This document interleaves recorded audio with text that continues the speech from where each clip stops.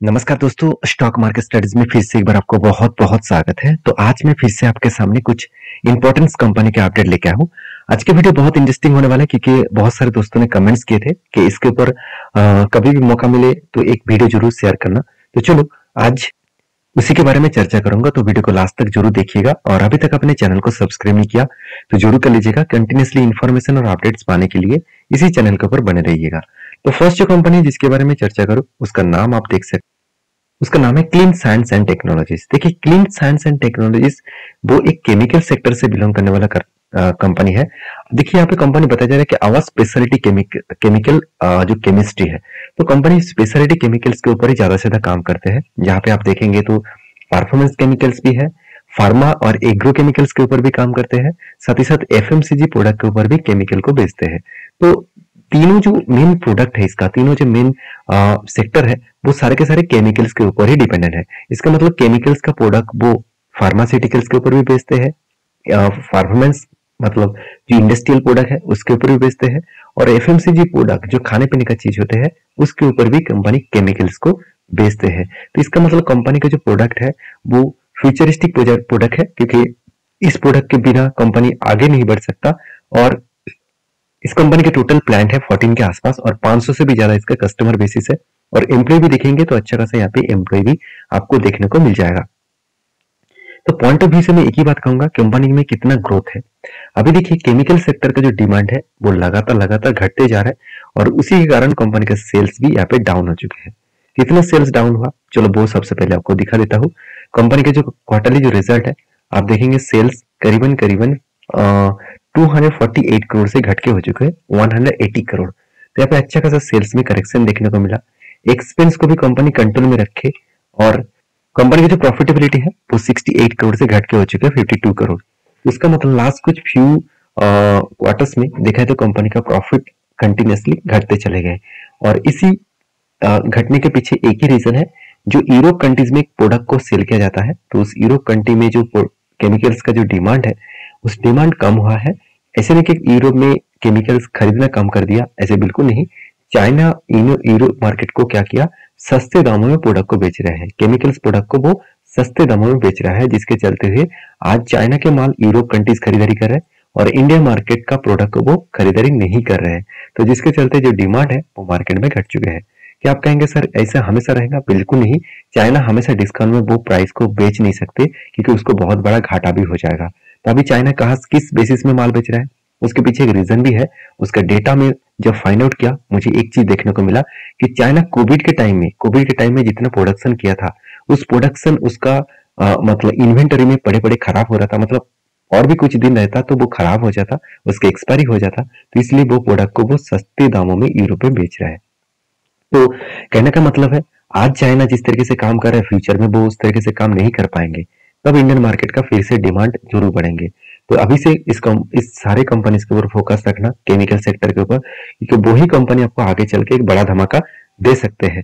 अभी देखिए, कंपनी के ऊपर प्रोमोटर से लेकर एफएसडीएस पब्लिक हर किसी के पास इन्वेस्टमेंट आपको देखने को मिल जाएगा।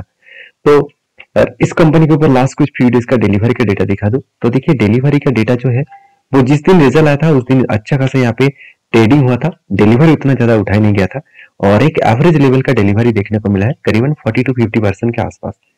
अब इस कंपनी के चार्ट पैटर्न्स के बारे में चर्चा करूं तो आप देखेंगे तो यहाँ पे चार्ट पैटर्न कुछ इस तरीके से नजरिया से देखने को मिला कि आप देख सकते हैं कंपनी का जो चार्ट पैटर्न है वो कंटिन्यूसली एक रेंज के हिसाब से कंपनी यहाँ पे ट्रेड बना है। तो इस रेंज को कहा जाता है कि एक रेंज बाउंड ट्रेडिंग। तो रेंज बाउंड ट्रेडिंग मतलब है यहाँ पे अपर साइड और लोअर साइड को मार्किंग कर लेना, जिसके बीच में कंटिन्यूसली आपको ग्रीन कैंडल दिखे, बीच में एक भी आपको रेड कैंडल यहाँ पे देखना नहीं चाहिए। अगर रेड कैंडल बन गया तो उसको आप ट्रेड नहीं ले पाएंगे। तो यहाँ पे जब इस तरीके से पैटर्न बने और वो भी 20% के ऊपर बने और साथ ही साथ 200 डेज ईएमए के नीचे बने, तो आप उस ट्रेड को जरूर याद रखिएगा। आपको ट्रेड कहाँ से लेना है, आपको ट्रेड लेना है मतलब है आप इस तरीके से सिचुएशन में आप ट्रेड कहाँ पे लेंगे, तो जब भी नीचे इस रेंज को टच करेंगे तब आप इस लेवल में एंट्री बनेगा, और टारगेट कहाँ पे बनेगा, इस लेवल तक। तो देखिए, टारगेट और एंट्री लेवल आपको तो मैं बता चुका हूँ। आप कहेंगे सर मैं जब भी यहाँ पे टच करेंगे कि मैं एंट्री ले सकता हूँ, ये आपके ऊपर है। मेरे कोई यहाँ पे रिकमेंडेशन नहीं है कि मैं आपको बता रहा हूँ कि आप एंट्री लीजिए, टारगेट लीजिए। मेरा काम है आपको सिखाना, सीख कर ही काम करेंगे तो सब कुछ मिलेगा। तो जिस तरीके से टेड को मैं हमेशा इनिशिएट करता हूँ, जिस तरीके से टेड देखने को मिलता है, तो उस टेड के बेसिस में मैं काम करता हूँ। तो उस बेसिस में यहाँ पे एंटी बना है, तो मेरे हिसाब से आपको जरूर यहाँ पे फोकस होना चाहिए। तो नेक्स्ट जो कंपनी है जिसके बारे में चर्चा करूं, उसका नाम है रूट मोबाइल। देखिए, रूट मोबाइल का अगर वेबसाइट विजिट करेंगे तो आपको कुछ इस तरीके से सिनेरियो देखने को मिलेगा, जो एक टेक्नोलॉजी बेसिस कंपनी है। और सबसे बड़ी बात है, कंपनी 2023 और 22-23 में एक रिपोर्ट पब्लिश किया जहां पे बताया गया कंपनी 106.8 बिलियन जो ट्रांजेक्शन है उसको क्रॉस ओवर कर चुके हैं। और कंपनी 900 से भी ज्यादा सुपर नेटवर्क जो मतलब कनेक्शन है उसको भी कर चुके हैं। 20 से भी ज्यादा इसका ऑफिसेस है ऑल ओवर कंट्रीज में, और साथ ही साथ 3000 से भी ज्यादा इसका एक्टिव बिलिंग क्लाइंट्स है। तो इसका मतलब अच्छा खासा क्लाइंट्स भी कंपनी एक्वायर करके भी रखे हैं। और सबसे बड़ी बात है, कंपनी का बिजनेस के बारे में आपको पता होना चाहिए। देखिए, कंपनी का जो बिजनेस जो है, हम लोग जो ऑनलाइन जितने सारे मैसेजिंग हम लोगों को फोन में आते हैं, तो उस सेक्टर के ऊपर काम कर रहे हैं, मैसेजिंग सेक्टर के ऊपर, इनहेंस बिजनेस मैसेजिंग के ऊपर, और साथ ही साथ मतलब आइडेंटिफाई सॉल्यूशंस के ऊपर। आइडेंटिफाई सॉल्यूशंस मतलब मान के चलिए किसी भी वेबसाइट के ऊपर आप विजिट करना चाहते हैं जहां पे आपको सिक्योरिटीज का जरूरत पड़ता है, सिक्योरिटीज लॉक करके आप आइडेंटिफाई करके आप एंटर करते हैं, तो उस प्रोजेक्ट के ऊपर भी कंपनी काम करते हैं।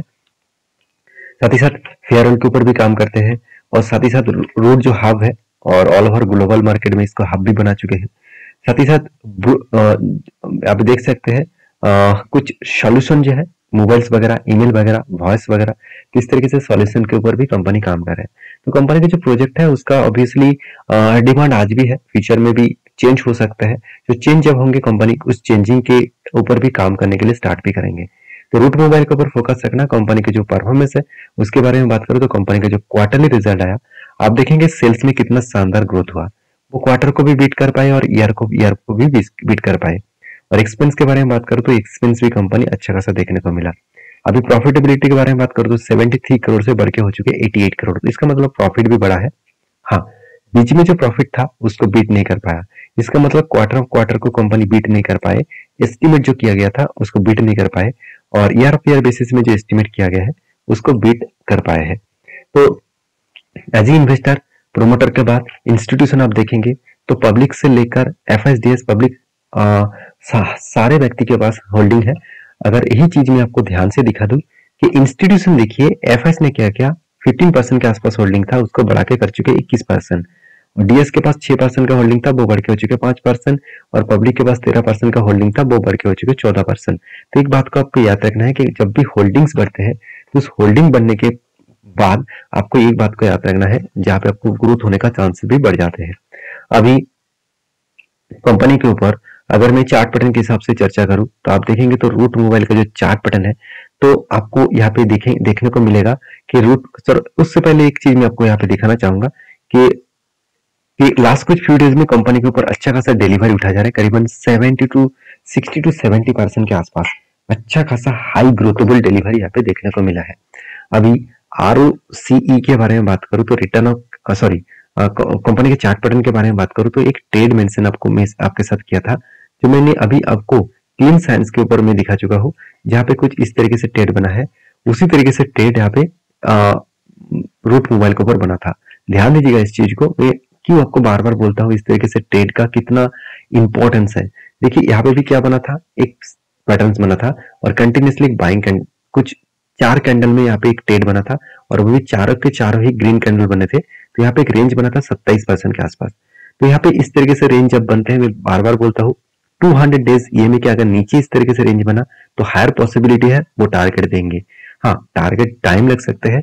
तो एंट्री कहाँ पे बना, यहाँ पे, और टारगेट कहाँ पे बना, यहाँ पे। तो देखिए कितना शानदार तरीके से सिर्फ 150 दिनों के अंदर अंदर 5 मंथ्स के अंदर अंदर कंपनी आपको 27% के आसपास रिटर्न दिया। इससे बढ़िया चीज और क्या हो सकते हैं। 5 साल में आपको 5 मंथ्स में आपको 27% के आसपास रिटर्न मिला। इससे बड़ी चीज और कुछ हो नहीं सकता। तो मेरे हिसाब से आपको इस तरीके से पैटर्न जब जब दिखेगा तो प्लीज कंपनी के ऊपर रिसर्च करना, उसके ऊपर काम करना। तो नेक्स्ट कंपनी जिसके बारे में बात करूं उसका नाम है सोना BLW। एक्चुअली इस कंपनी को सोना कॉम्स नाम से भी जाना जाता है। एक ऑटो इंसुलेटर्स इंडस्ट्रीज में कंपनी काम करता है, और इस कंपनी का हाई ग्रोथेबल होने का चांसेस फ्यूचर में बहुत ज्यादा है, क्योंकि सोना BLW को जिस तरीके से प्रोजेक्ट मिला है ईवी सेगमेंट के ऊपर, इलेक्ट्रिक व्हीकल का जो कंपोनेंट्स है, इलेक्ट्रिक व्हीकल के जितने सारे ऑटो इंसुलेटर्स है, उस प्रोडक्ट के ऊपर इस सोना बीएलडब्ल्यू अच्छा खासा ग्रोथ भी करेंगे और ऑटो इंसुलेंस इंडस्ट्रीज में बहुत ज्यादा ग्रोथ होने वाला है, क्योंकि देखिए चाहे वो पेट्रोल हो, डीजल हो, इलेक्ट्रिक व्हीकल हो, हाइड्रोजन गाड़ियां हो, कोई भी गाड़ी आप खरीदारी करें, वहां पे ऑटो इंसुलेंस का डिमांड हमेशा रहेंगे, क्योंकि ऑटो इंसुलेंस के वगैरह आप कोई भी इंजन है, कोई भी गाड़ी के जितने सारे पेयर पार्ट्स है, इलेक्ट्रिसिटी है, सब कुछ मेंटेन करते हैं ऑटो इंसुलेंस कंपनी। तो आज इसीलिए आज आपको चाहे मारुति हो चाहे टाटा हो, कोई भी कंपनी को चूज कर लेना, आपको उतना रिटर्न नहीं दिया जितना रिटर्न संवर्धना मदरसन से मिलने दिया। 1,00,000% के आसपास रिटर्न दे चुके हैं जब से कंपनी स्टार्ट हुआ। तो कहने का मतलब है कि ऑटो इंश्योरेंस कंपनी के ऊपर फोकस रखना है। अभी सोना बीएलडब्ल्यू कितना अच्छा खासा ग्रोथ कर रहा है वो आपको देखना चाहिए। जैसे आरओसी आरओई बेस्ड है, कंपनी का डेप्थ भी कम है, इनकम भी है, हाथ में कैश भी है, प्रोमोटर के पास होल्डिंग्स भी है, सब कुछ आपको बेस्ट दिखेगा। और मुझे सबसे जो 2 पॉइंट्स अच्छा लगा, कंपनी का रिटर्न ऑफ एसेट भी अच्छा है और इंटरेस्ट कवरेज मार्जिन भी बहुत शानदार है। और क्विक रेशियो हमेशा कहा जाता है कि 1% के ऊपर होना चाहिए और पैग रेशियो 1% के नीचे होना चाहिए। तो यहाँ पे दोनों तरीके से देखा जाए तो ठीक ठाक ही है, एवरेज लेवल के आसपास ही है। और क्वार्टरली रिजल्ट के बारे में बात करूं, जिस बात का इंतजार था वो फाइनली आ चुके हैं, वो है कंपनी का रिजल्ट। अगर रिजल्ट के बारे में चर्चा करें तो कंपनी की जो सेल्स है वो यहाँ पे पिछली बार जो सेल्स था, इस बार सेल्स थोड़ा सा बढ़ चुके हैं। अभी एक्सपेंस भी कंपनी कंट्रोल करने के बाद कंपनी के हाथ में जो ऑपरेटिंग प्रॉफिट है वो भी यहाँ पे बढ़ चुके हैं। 25% के आसपास ऑपरेटिंग प्रॉफिट मार्जिन का था, अभी बढ़ के हो चुके हैं 28% के आसपास। तो कंपनी की जो प्रॉफिटेबिलिटी है 93 करोड़ से बढ़ के हो चुके हैं 124 करोड़ के आसपास। अभी कंपनी के ऊपर एज ए इन्वेस्टर, प्रोमोटर से लेकर एफएसडीएस पब्लिक, हर किसी के पास यहाँ पे इन्वेस्टमेंट आपको दिखेगा। तो हर जगह पे आपको इन्वेस्टमेंट दिखेगा, हर तरीके से आपको इन्वेस्टमेंट यहाँ पे देखने को मिल जाएगा। अभी इस कंपनी के ऊपर में लास्ट कुछ फ्यू डेज का डेटा दिखा दूं तो आप देखेंगे तो इस कंपनी के ऊपर लास्ट कुछ फ्यू डेज में अच्छा खासा डिलीवरी उठाया जा रहा है, करीबन 50 से 60% के आसपास। इसका मतलब लोग इतना बेवकूफ नहीं है कि इस कंपनी के ऊपर बाइंग करें। और आपको क्या लग रहा होगा कि यहाँ पे इतने जो क्वांटिटी ऐड किया जा रहा है कि वो पब्लिक कर रहा है? बिल्कुल नहीं। अगर मैं यही चीज आपको मैं यहाँ पे दिखा दूं कि इंस्टीट्यूशन देखिए भर भर के माल उठा रहा है, इसका मतलब यहाँ पे ट्रेडिंग जो हो रहा है, डिलीवरी जो उठाया जा रहा है वो पब्लिक के माध्यम से नहीं, यहाँ पे इंस्टीट्यूशन के माध्यम से हो रहा है। तो सोना बीएलडब्ल्यू के ऊपर फोकस रखिए, इस कंपनी का हाई ग्रोथेबल होने का चांसेस है। और रही बात इस कंपनी का चार्ट पैटर्न का, तो आप चार्ट पैटर्न देखेंगे तो सोना बीएलडब्ल्यू के ऊपर मैंने आपको लेवल मेंशन करके दिया कुछ, यहाँ पे आप देख सकते हैं शोल्डर कम हेड कम शोल्डर बना। तो यहाँ पे ब्रेकआउट तो हुआ मगर ब्रेकआउट कंफर्मेशन नहीं हुआ। तो कंफर्मेशन ना होने के कारण मैंने अभी तक कोई भी ट्रेड नहीं लिया। जब कंफर्मेशन हो जाएगा तो मैं जरूर ट्रेड लूंगा। और कंटिन्यूसली अगर 2-3 बार और भी अगर यहाँ पे शोल्डर क्रिएट कंफर्म करे तो हायर चांसेस है उस लेवल को ब्रेकआउट करने के बाद एक अच्छा खासा टारगेट बन सकता है। बाकी आप समझदार है, समझदारी से काम लीजिएगा। और रही बात नेक्स्ट कंपनी का, तो उसके बारे में बात करूं, उसका नाम है नेस्ले इंडिया। नेस्ले इंडिया ने बहुत बड़ा अपडेट दिया कि उन्होंने कहा कि मेरी कंपनी के ऊपर, मेरी इस कंपनी के ऊपर रिटेल पब्लिक निवेश नहीं कर पा रहा है, क्योंकि इसका टोटल जो करंट प्राइस है वो 24,000 के ऊपर है। तो सोचिए इतना बड़ा प्राइस कौन निवेश करेंगे, एक शेयर खरीदने के लिए 24,000 देना, इतना रिटेल पब्लिक के लिए इतना भरोसामंद नहीं रहेंगे। कितना भी कंपनी अच्छा रिटर्न जनरेट करके दे और नहीं दे। तो इसलिए कंपनी बता रहा है कि मैं इस कंपनी को स्प्लिट करने वाला हूँ और 1:10 रेशियो में स्प्लिट करूंगा, क्योंकि स्पेस वैल्यू 10 है तो इसको 1:10 में वो स्प्लिट कर ही सकते हैं। अगर 1:10 में स्प्लिट करेंगे तो कंपनी के जो रेशियोज है वो अभी प्राइस का रेशियो हो जाएगा करीबन 2400 के आसपास। तो तब रिटेल पब्लिक खरीदारी कर सकते हैं। तो इसका डेट फाइनली नहीं आया, जब डेट आएंगे तो मैं आपके साथ जरूर शेयर करूंगा।